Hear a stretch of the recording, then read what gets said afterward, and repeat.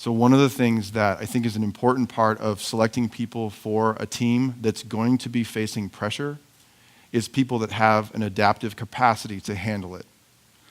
And so this is why I say some of you I get that you're working in organizations where it's very difficult because we're not dealing with anxiety well. And so what do we do? In a healthy relationship within an organization or otherwise, by the way, we would function as human beings in dyads. We would function as one person to one person. So I know one person that's out here is Brenda. If Brenda and I are in a having difficulties at work, in a healthy, mature setting, she and I would have one-to-one conversations. I would tell her, this is my problem with what's happening right now, and she would say, this is my problem, and we would have that conversation.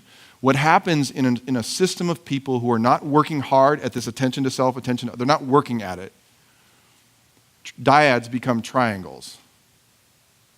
Because what happens is, in chronically anxious organizations, it's just playground behavior, guys. I'm not making this up for something new.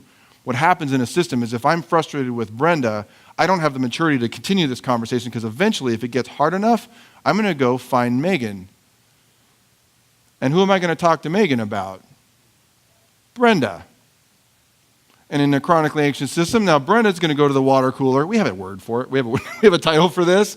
And she's going to talk about me. And then if Megan, what's interesting is if Megan is working really hard at trying to maintain healthy relationships and stay in it, and for all this time, I've been able to talk to Megan about Brenda for 2 years in our work team, and Megan says to me something a little healthier, and she says, so have you talked to Brenda about this?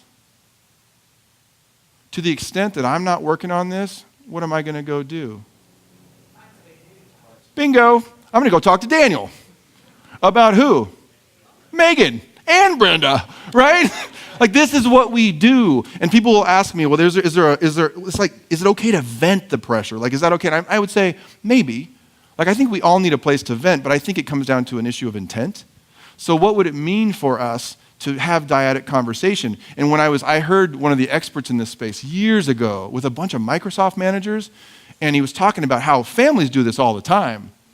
And someone in the audience asked this guy, they said, so what happens if the only person that has the capacity to maintain a sense of themselves and a connection to others, what if the only person in that family is the 16-year-old daughter? And he said that I would want to, if I could, I would want to coach that 16-year-old daughter to maintain that as best I could, even if everybody else was falling apart and just triangulating and yelling and no one's connecting or caring. And then someone asked the follow-up question. They said, what if there's no one? And this was a tough piece of news. He said, in that case, there are some organizational systems that will implode and probably should.